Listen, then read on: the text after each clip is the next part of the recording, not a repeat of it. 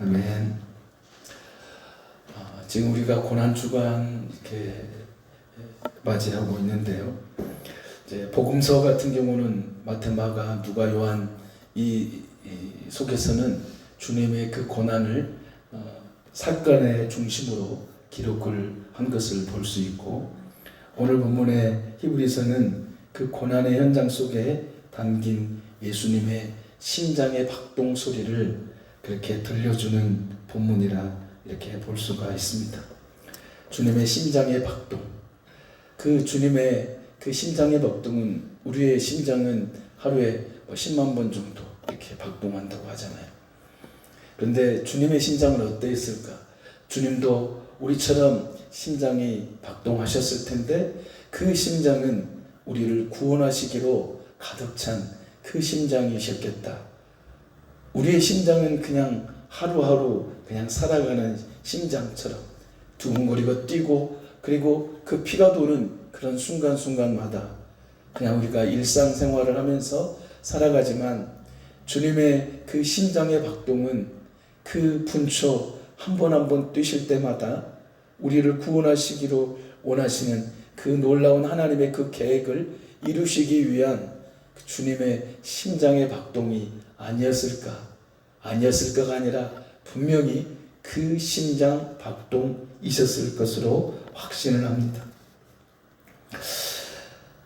주님께서는 육체로 계실 때 참 괴로운 시간들을 많이 보내셨습니다. 그리고 이 고난 주간의 시간은 그 모든 고난과 아픔을 압축해서 막 당하시는 듯한 정말로 괴롭고 힘든 여정의 시간 속에 계셨습니다.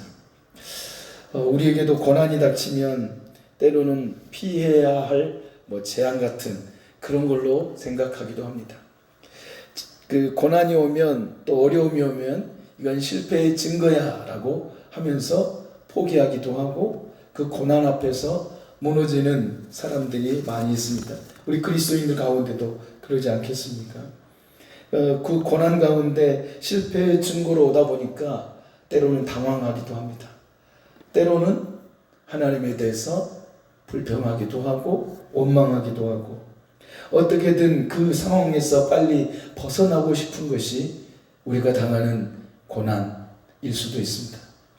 벗어나려고 애를 쓰고 힘쓰는 것, 그것이 진짜 고난의 해결의 방안이라고 생각하고 살아가죠. 그러나 하나님께서는 고난을 단순히 우리에게 고통을 주시는 그런 시간이 아님을 우리에게 성경은 말씀하고 계십니다. 그래서 하나님은 우리에게 고난을 주시는 하나님, 이렇게 생각하고 착각하는 사람도 있습니다. 그런데 고난을 단순히 어떤 고통이라든지 내가 힘든 그 시간이라기보다 하나님은 우리를 온전하게 만드시는 도구가 고난이다. 온전하게 하나님께서 하나님의 사람으로 만들기 원하시는 것이 바로 고난이다 하는 것입니다. 진짜 하나님은 그런 분이시지, 하나님은 우리에게 고난을 던져주고 허락해가지고 우리를 막 누르고 억압하고 막 억지로 막 고통해 하는 우리의 모습을 보고, 우리 하나님은 절대 그거 원하지 않으신 분이 하나님이십니다. 만약에 진짜로 그 고난을 받아가지고 너 좀 고생 좀 해봐라, 너 진짜 너 힘 너 고난을 이기려고 하면 힘 좀 써봐라, 그래서 얼마나 고난이 힘든가를 네가 좀 알아야 돼 하면서, 너는 깨달아야 돼 하면서 어떤 강압적인 어떤 그런 것들을 하나님께서 우리에게 요구하시는 그런 하나님은 결코 아니시라는 것이죠. 왜냐하면 오늘 본문에서 보면 결코 하나님의 마음은 우리를 그런 올무에 매이지 않기를 원하시는 하나님의 마음이 기록되어 있는 것이 성경일 뿐만 아니라 고난 주간을 우리가 지내면서 오늘 본문 히브리서 5장을 통해서 정말로 하나님의 아들 예수님께서 왜 고난을 당하셨는가, 그것을 보면, 그리고 친히 그 고난을 당하신 이유가 우리를 그 구원하시기 위해서, 우리를 죄에서 저주에서 지옥의 형벌에서 구원하시려는 그 주님의 그 큰 사랑을 보게 된다면, 우리에게 다가오는 고난들이 하나님을 향해서 원망하거나 하나님에 대해서 대항을 할 수 없는 그런 사실임을 오늘 본문에서 분명히 기록하고 있는 것입니다. 그래서 하나님께서 우리에게 고난을 허락하신 이유는 우리를 반듯한 믿음의 도구로 만들길 원하시는 것입니다. 그래서 우리들은 고난을 때로는 없애달라고 기도하기도 합니다. 하나님, 이 고난이 빨리 좀 사라졌으면 좋겠다. 이 시간이 빨리 좀 끝났으면 좋겠다라고 생각하고 기도하기도 하지만, 하나님은 우리가 고난 속에서 우리가 정말로 순종을 배우길 원하십니다. 그래서 고난을 향해서 순종의 학교다라고 말할 수도 있는 것이죠. 오늘 본문에서 주님도 순종을 배우셨다라고 했어요. 순종.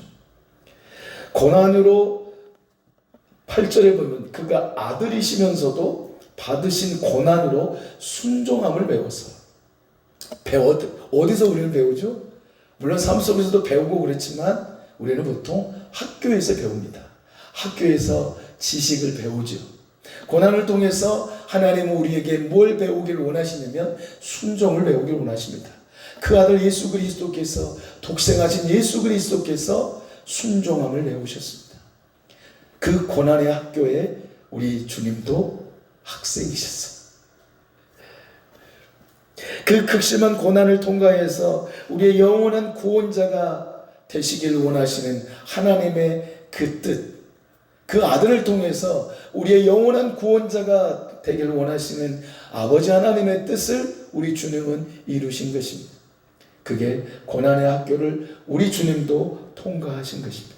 우리 주님이 뭐가 부족해서, 죄가 있으셔서, 연약해서, 어떤 그런 우리 인간의 유한한 그런 어떤 그 모습 속에서 고난을 배우신 게 아닙니다.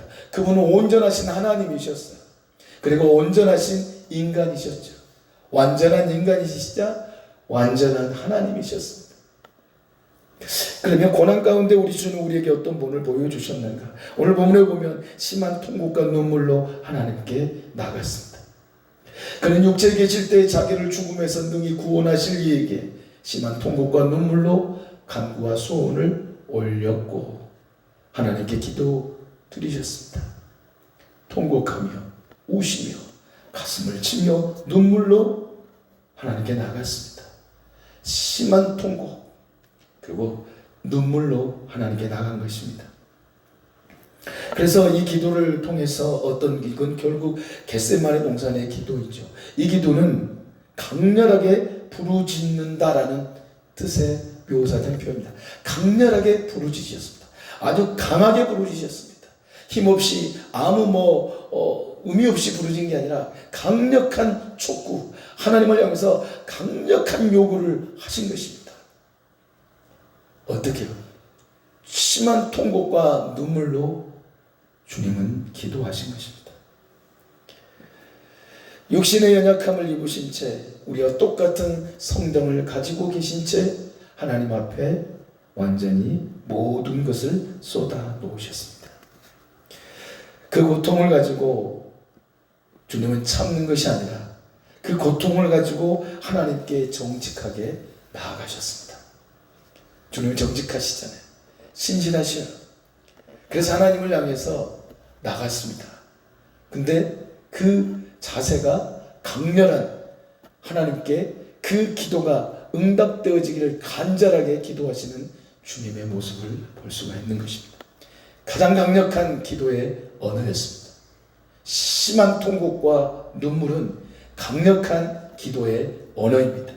그러니까 우리가 어떤 고난이 닥쳤다, 그리고 내게 어려움이 왔다 이랬을 때는 주님께서 기도하셨던 그 강력한 기도를 해야 되는 것입니다.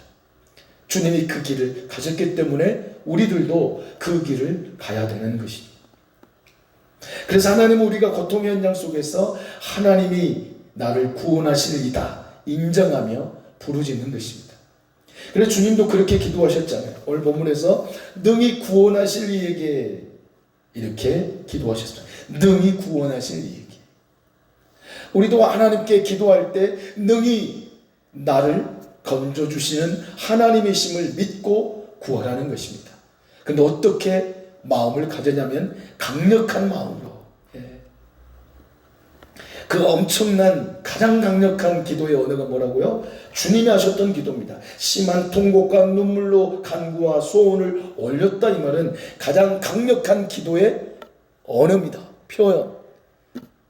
그래서 이 강력한 기도는 하나님께서 감동하지 않을 수가 없는 것이죠. 그래서 우리에게 닥쳐오는 어떤 어려움이라든지 그런 고난이 오고 그럴 때 진짜 강력한 기도의 언어를 써야 합니다. 통곡해야 되는 것이죠. 하나님 다 해주시겠지 이런 게 아니고 강력하게 기도하는 것입니다. 하나님, 이 고난의 여정을 승리케 하여 주시옵소서. 하나님은 우리에게 그 고난의 과정을 주신 것은 훈련이고 학교라고 말했죠. 학교. 고난의 학교. 그 학교는 어떤 학교입니까? 순종의 학교입니다. 순종의 학교. 고난으로 순종함을 배우셨다라고 주님이 그렇게 표현하신 것입니다. 주님도 그 고난을 통해서 순종이라는 놀라운 그 십자가에서 쏟은 그 사랑의 순종을 주님이 친히 행하셨어요. 순종이죠. 하나님의 뜻에 100% 순종하신 것입니다. 그 고난의 학교, 보통 광야라고 하죠. 광야. 그 광야의 학교에서 주님은 순종으로 그 일을 행하신 것입니다.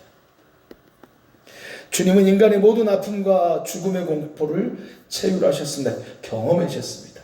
체휼하셨다는 건 경험하신 것입니다.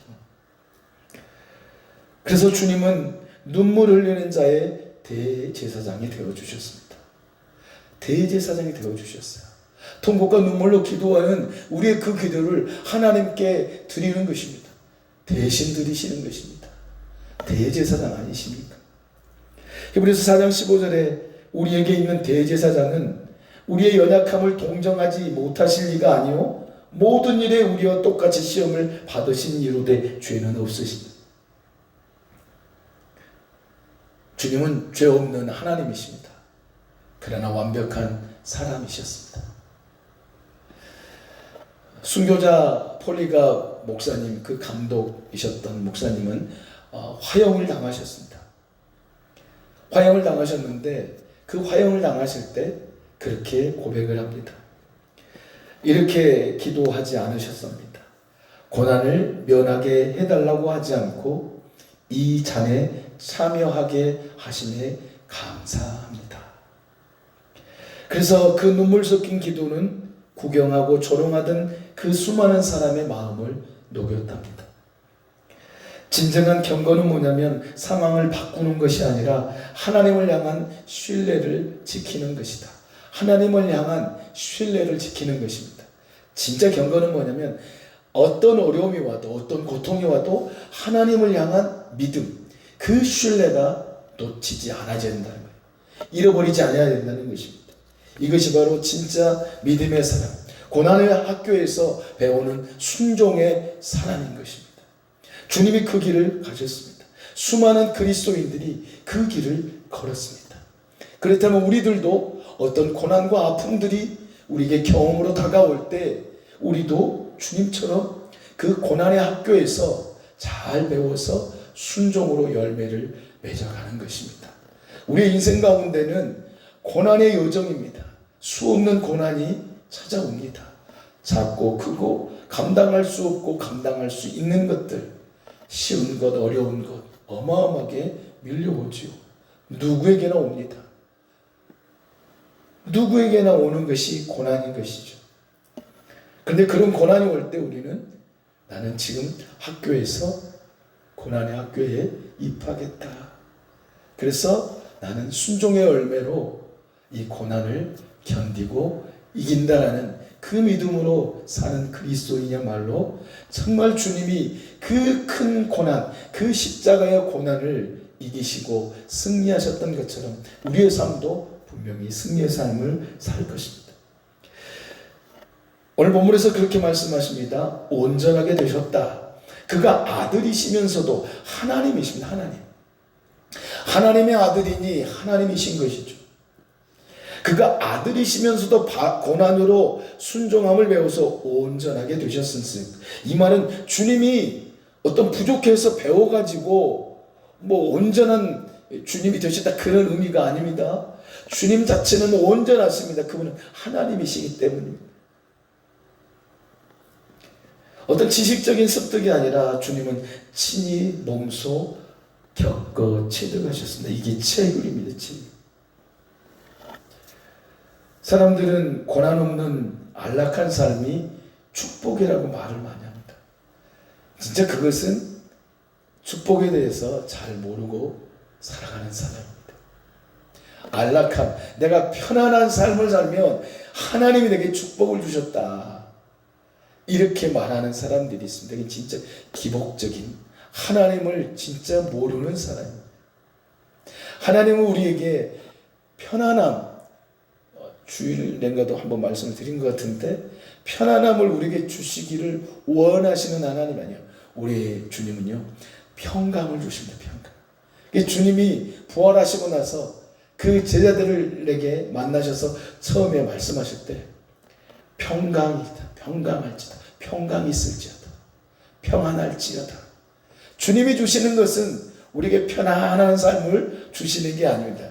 잠을 쿨쿨 낮잠을 자는 어떤, 물론 그런 쉼도 있어야죠. 근데 그런 잠을 자는 그런 쉼이 편안함이잖아요. 근데 주님은 그걸 주시기 위해서 그 십자가에 그 고난을 당하신 게 아닙니다. 하나님께서는 우리에게 그런 편안한 삶을 살게 하시려고 아들 예수님을 이 땅에 보내신 게 아니란 말이죠. 주님도 이 땅에서 얼마나 많은 말씀을 하셨는지요. 좁은 문으로 들어가라 말씀하셨죠. 좁은 문은 편안한 삶이 아닌 것입니다. 좁은 문은요, 근데 그 문을 통과하래요. 우리에게 좁은 길을 걸으라고 하십니다. 좁은 길은 정말로 잘못 걸으면, 넘어지고 잘못 걸으면 그냥 빠지는 것입니다. 어릴 때 우리는 논두길을 띱니다. 논두길. 어쨌든 논두길을 뛸 때 있잖아요. 근데 논에 물이 가득해요. 근데 그때 뛸 때 어떻게 합니까? 정말로 조심히 뛰면, 잘못하면 그냥 쭉 미끄러져 버리죠.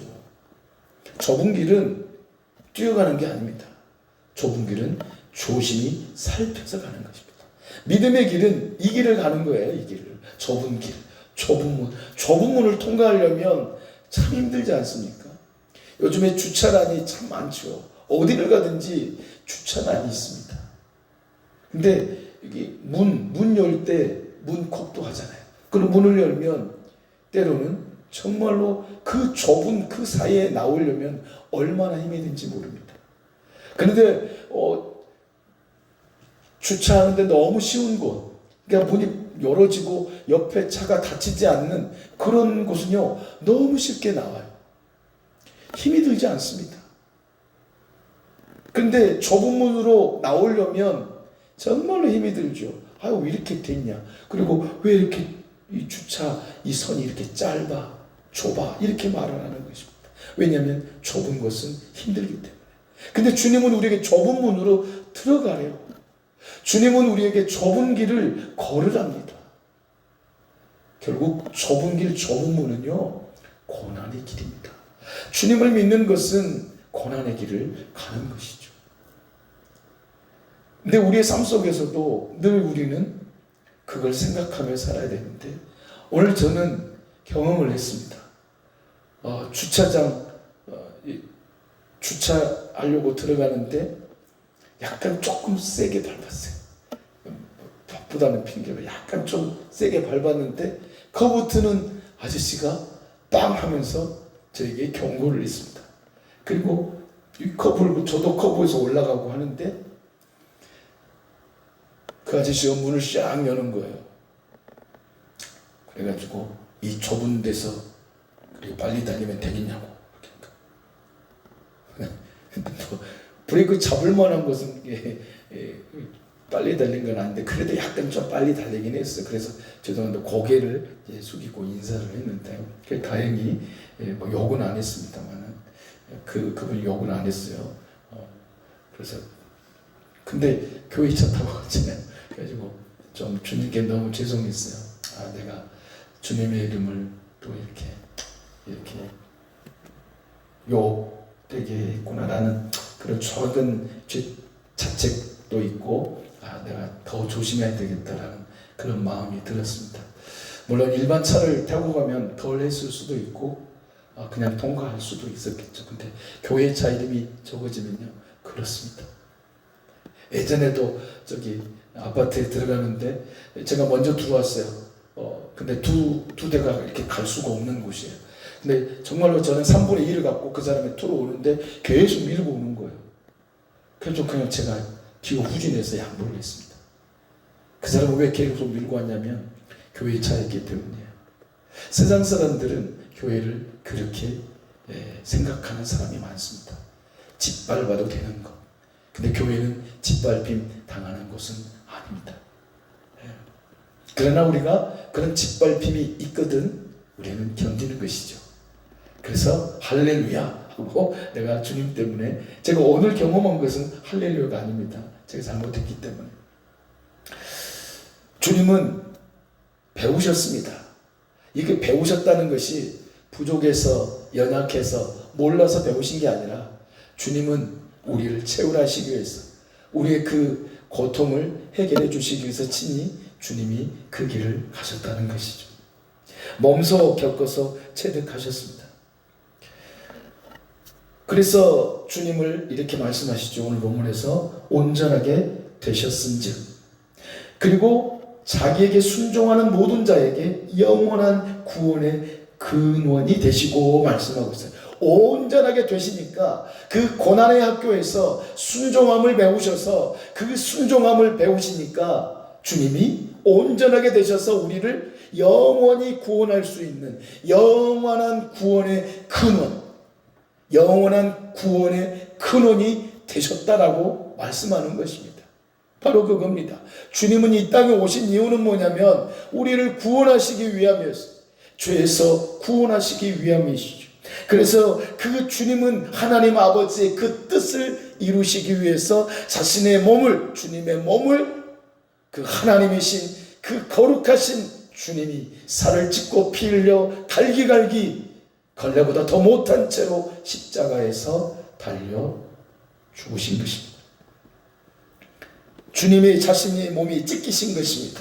그 고통 속에서 순종을 성취하신 것입니다. 이기신 것이죠.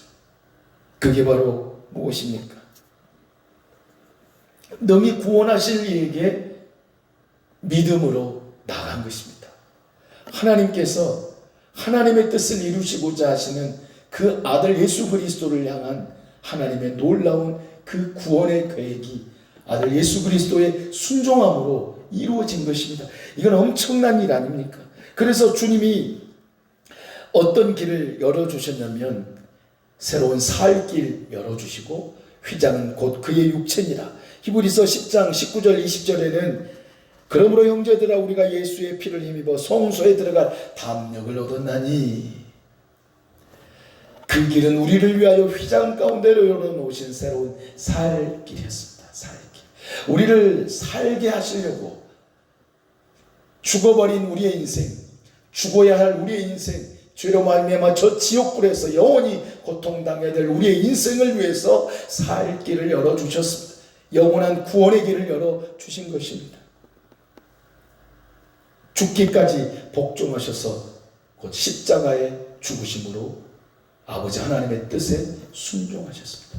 곧 그 순종은 뭐냐면 우리를 영원한 구원의 근원이 되어 주시는 것이었습니다. 영원한 구원의 근원, 이거야말로 진짜로 우리에게 주시는 하나님의 놀라운 복이 아니고 뭐냐 그 말이에요.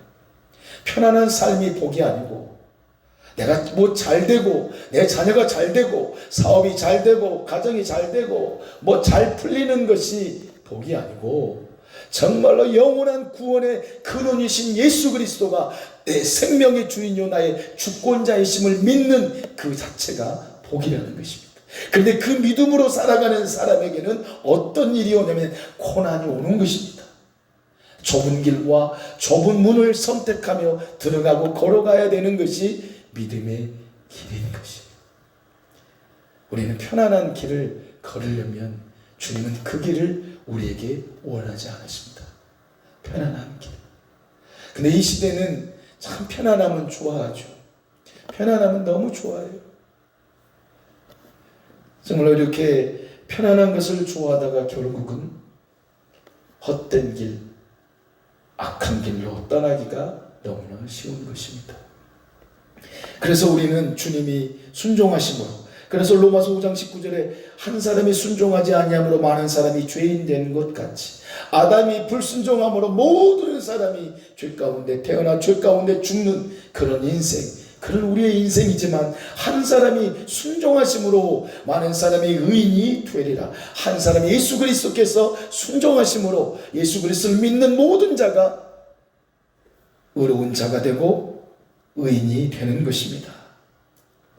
그 앞에 순종하지 않은, 하나님의 말씀에 순종하지 않으면, 여기서 순종이라는 거 받아들이지 않으면, 그 예수 그리스도를 받아들이지 않으면 그는 의인이 될 수가 없는 것입니다. 한 사람이 순종하심으로 많은 사람이 의인이 되리라. 모든 사람이 의인이 되리라 말씀하지 않으셨잖아요. 모든 사람, 많은 사람. 누구일까요? 영원한 구원의 근원이신 예수 그리스도를 나의 구주, 나의 하나님으로 믿는 자, 그 얘기는 의인이라는, 그래서 칭의라는 놀라운 복이 우리에게 임한 것입니다. 영원한 근거, 구원의 근거가 주님이 되신 것입니다. 그래서 멜기세덱의 반차를 따른 대제사장이라 이렇게 오늘 본문에 말씀하고 있습니다. 우리는요, 고난 중에 절망할 이유가 없습니다. 왜냐하면 구원자이신 우리 주님이 이미 그 길을 가셨고 그 길을 승리해 주셨기 때문에 우리는 그 길만 따라가면 되는 겁니다. 밀림 지역이라든지 그런 지역, 그런 상황 속에서 어떤 일이 벌어집니까? 그 원주민이, 그 사람들이 낫을 가지고 칼을 가지고, 자기들은 그래도 길을 알잖아요. 그래서 앞길을 어떻게 합니까? 막 가지치기 하죠. 튀어나온 이파리, 나무, 그런 탁탁탁 찌는 것을 뭐 TV를 한 번씩 보면 그런 것을 보기도 합니다. 그리고 선교사님들이 그 영상을 예전에 보니까 그 원주민, 그 마을 주민이 어떤 그 깊은 골짜기 같은, 뭐 산골짜기, 그런 밀림 지역 같은 데를 가는데 큰 칼을 가져와가지고 거기 앞에를 막 길을 치는 거예요. 앞서가는 것입니다. 그럼 뒤에 있는 사람은 방해를 받지 않죠. 그 길에 방해받지 않습니다. 이처럼 우리 주님은요, 구원자 되셨습니다. 그래서 그 길을 먼저 가셨고 아시고 우리를 향해서 그 길을 따라오라고 하시는 것입니다. 그래서 주님을 따르라고 주님은 우리에게 말씀하신 거예요. 그래서 제자들 부를 때 이렇게 말씀하죠. 나를 따르라. 내가 너희를 사람을 낚는 어부가 되게 하리라.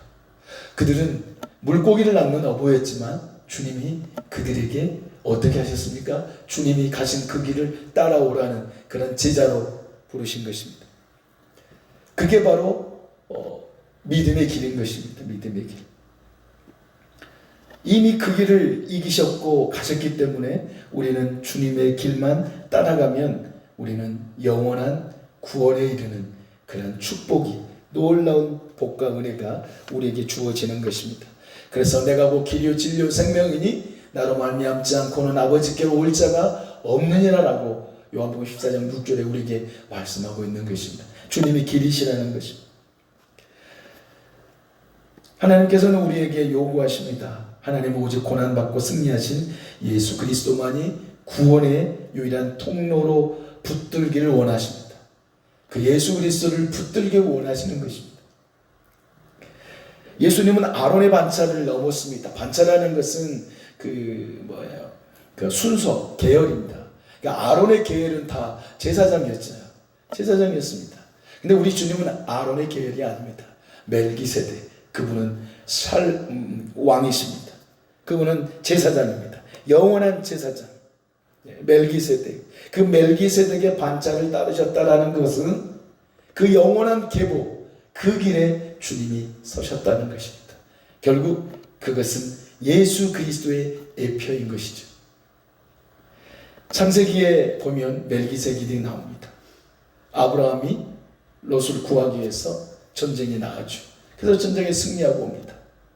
그 다음에 멜기세덱을 만나고, 멜기세덱은 그에게 축복을 하고 복을 주고, 그리고 아브라함은 그 멜기세덱 제사장에게 10분의 1을 드립니다.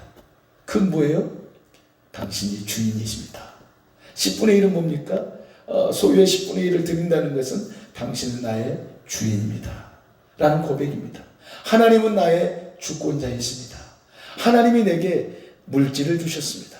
하나님은 내게 직장과 사업과 내 모든 삶을 허락해 주신 분은 하나님이십니다. 그래서 아브라함도 멜기세덱에게 그렇게 10분의 1을 드린 것이죠. 예수님은 아론의 반차, 눈에 보이는 육신의 그런 제사장의 반차가 아니었습니다. 그들은 죽었습니다.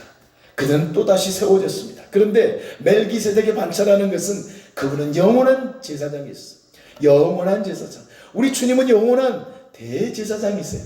그래서 누구든지 예수님께 나오면 다 죄가 사함받는 것입니다. 제사장의 직분이 우리 주님은 일시적이지 않으셨어요. 한순간만 우리를 위해서 제사를 한다든지 그런 하신 분이 아니에요. 영원한 제사, 영원한 제사. 단번에 십자가에 죽으심으로 우리에게 영원한 대속을 이루셨습니다. 그래서 히브리서 7장 25절에 그러므로 자기가 하나님께 나아가는 자들을 온전히 구원하실 수 있으니 이는 그가 항상 살아계셔서 그들을 위하여 간구하심이라. 그들을 위하여, 우리를 위하여 지금도 기도하고 계시는 대제사장 되신 우리 주님이 우리 편이시며 우리는 그분을 따르기만 하면 우리의 모든 삶은 온전한 삶을 살아갈 수 있는 것입니다. 그래서 주님이 온전케 되셨다라고 오늘 본문에서 온전하게 되셨다라고 말씀하는 거예요. 그래서 우리는 주님을 따르기만 하면 온전한 믿음으로 살 수 있는 겁니다. 그래서 히브리서 12장 2절에서도 믿음의 주여 또 온전케 하시는 이인, 온전케 하시는 분은 예수 그리스도십니다. 왜냐하면 그분이 온전케 되셨거든요. 부족해서 온전케 된 게 아니에요. 순종함으로 온전하심으로 영원한 우리의 구원자가 되어주셨다는 의미죠. 그래서 우리는 그 주님을 바라보고 살아가면 우리가 온전해지는 것입니다. 주님을 붙들고 살아가는 것입니다. 그래서 우리는 절망할 이유가 없습니다. 주님이 우리의 길을 같이 걸어가 주시기 때문이고 지금도 우리를 위해서 기도하고 계시기 때문입니다. 이 일을 위해서 주님은 이 땅에 오셨습니다. 우리를 영원한 구원자가 되어주시기 위해서 주님이 이 땅에 오셨고 이 고난의 시간을 통과하셨고 고난 주간을 이기셨고 그리고 십자가에 죽으셨고 그리고 3일 만에 부활하셨고 그리고 40일 후에 하나님의 나라 저 천국에 승천하실 뿐만 아니라 그리고 다시 오시겠다고 약속하신 우리 주님, 그 주님이 우리의 왕이시고 우리의 주되시고 우리의 하나님이심을, 주권자이심을 늘 믿음으로 나아가 우리가 어떤 고난이 와도 주님이 하나님 앞에, 구원하실 하나님 앞에 통곡하셨고 눈물을 흘리셨던, 순종하셨던 그 아름다운 그 길, 우리들도 그 길을 걸어서 이제는 우리가 영원한 생명을 소유한 자로 진짜 영원히 살아갈 그 천국을 바라보며 살아가게 하시는 그 주님의 은혜에 감사하며, 고난은 헛된 것이 아니라 우리를 온전하게 만드시려는 하나님의 손길입니다. 우리를 온전하게 빚기를 원하시는 것, 내게 어려움이 오고 슬픔이 오고 좌절이 오는 것은 하나님이 나를 온전하게 주님이 온전하셨으니 우리들도 하나님께서 온전하게 하시려는 하나님의 놀라운 손길이라는 걸 기억하시고, 때로는 힘든 일이 와도 정말로 그 주님을 붙들고 온전케 하시는 주님을 의지하며 살아가서 주의 기쁨이 되고 주의 영광이 되는 우리 믿음의 승리자의 삶이 되어지길 주님의 이름으로 축원합니다.